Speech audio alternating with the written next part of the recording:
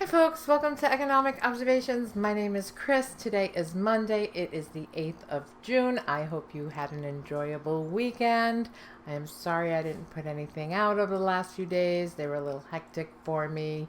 Today's video is sponsored by the Tanzania School Foundation, a nonprofit near and dear to my heart. There are links for you to help in the description that don't cost any money, and I would greatly appreciate it.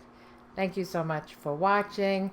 Today we're going to talk about evictions, moratoriums, housing, what is going to happen in just 22 short days when all of these moratoriums end, the unemployment is ending in half of the states, and what is the country going to look like?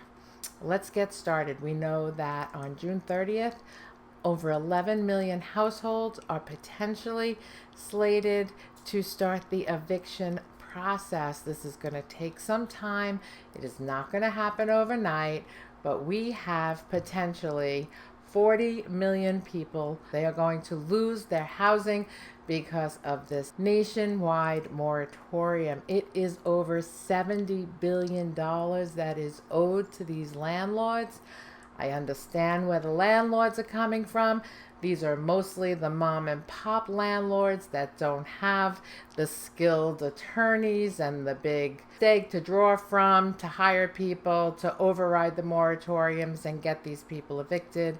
There are big corporations that have been evicting people throughout, but these are mom and pop small time landlords that want to get renters out of their houses because 84% of them want to sell that property. They have seen their neighbors have a very good sale, an easy sale, $50,000 over asking price, and the asking price is 20% higher than last year.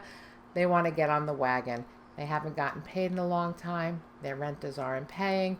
They want to sell this property and make the profits.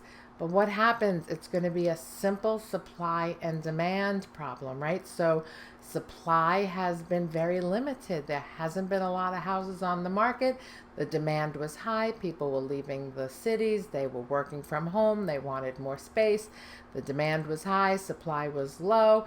It caused the prices to skyrocket. Over the next few months, I think the reverse is going to happen. I think there is going to be an overabundance of supply. I think there's going to be more houses on the market than ever before. Once these renters are out of the house, I don't know where they're going to go. That's a whole nother problem. But I think that the supply is going to be really high, and I think the demand is going to start loosening up because people are returning to the office. People are getting different jobs. They're moving out of state, and there's not going to be the demand. And I think it's going to squeeze the price back to realistic levels of even prior to early 2019. This is a wait and see. That's the way I see things. I even think that there is a slowdown on building of homes. The price of wood is too high. People are just canceling all of their projects. Builders are canceling their builds. A lot of contractors are going out of business. The quote that they gave at the start of the project is totally out of line with the cost of today. And a lot of things are falling apart there. I do, however, see the opposite happening with renters because a lot of these houses that are going to be sold are going to be owner occupied, meaning there are going to be thousands upon thousands of rental units taken off the market. So what happens when all of these rental units are not available anymore and the supply of rental units shrinks and the demand gets even higher? That's going to cause the price of rent to skyrocket. That is the way I see things. I think it's all going to play out from if the moratoriums go in effect on June 30th, we are going to see this play out the second half of 2021. This is going to shift things. You read about the GDP and how everything's reopening and the economy's doing great and it's booming, and yet you don't have anybody willing to work. And you have the price of food going up, and the price of restaurants are going up, because not only is their food going up, their employees are costing them more. And the shipping and the transportation and the gasoline, everything is costing more. We're not out of it. They have 16 months of debt and no activity to catch up on, right? They could have been surviving, but they weren't thriving. And when you have a business that is flailing for the past 16 months, it takes a long time to catch a balance. It's not that easy. It's not like you can say, okay, all the emergency bans are over, COVID is over, we're going back to normal, and forget that 16 months ever happened. It doesn't work like that. A lot of businesses are hurting right now. Well, first of all, there's a supply chain issue all across the board for a number of different things, and businesses haven't, they're still laying people off because they can't make a profit because they don't have the products to make their thing or whatever it is, right? So it's not back to normal yet, and it's going to take a long time. And when you hear that the unemployment rate is 5.8%, we know that that's a load of crap, because it's 25 million people are still out of work. And I was listening to NPR the other day, and I listen to NPR all the time, and there was a woman from ZipRecruiter on, and she was saying that 90% of everyone who's looking for a job wants a remote position. But there are no remote positions. Only 5% of jobs are temporarily remote. But a lot of them are going back to the office, and people don't want to go back into the grind. People are seeing that 50% of America is working from home, and they're raising their hands and saying, well, I want to work from home too. I think we're not out of this for a long shot. I think we have a lot of pain to go through. And I know about it. I lived in Tanzania for 10 years. I see how the other half live.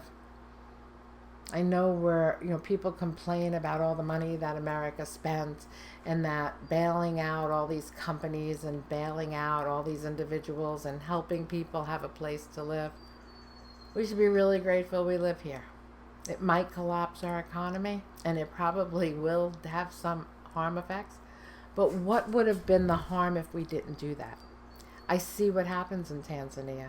I see that safari companies are selling off their $100,000 Jeeps for $25,000 just so they can send their kids to school. There's no business. There's no need for a Jeep. I talk to my people every day.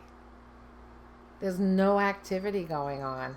People who had, taxi services to drive people to and from the airport, from hotels, or to go places, you visit, you want to go somewhere. He had 3 cars. He had to sell them all. But that's all his capital. He used it to buy food. He used it to send his kids to school. He used it for whatever it was. But now he's poorer than ever because he doesn't have that business anymore. And they say that Africa's not going to improve. Their economies aren't going to improve until 2025, until everyone can get vaccinated. I see the hardship there. I know that people are sending their kids to school without paying because they just don't have the money. There are no bailouts. There's no injection of funds to keep them going again. I talked to an artist today. I have all this beautiful Tanzanian art in the studio here, and I'm their only customer because they have no one else to sell it to. So I sell Tanzanian art. It's beautiful. It's reasonable. It supports them, and it supports our school. I see how they live there. I see how people only eat 1 meal a day because that's all they can afford. I see the rags that children wear. I see how people live. I know how people live.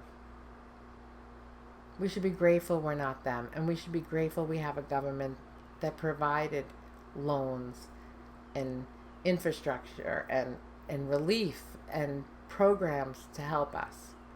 I get it that it's expensive. I get it that we have a lot of debt. Where would we be without it? Think about that. where would we be without it?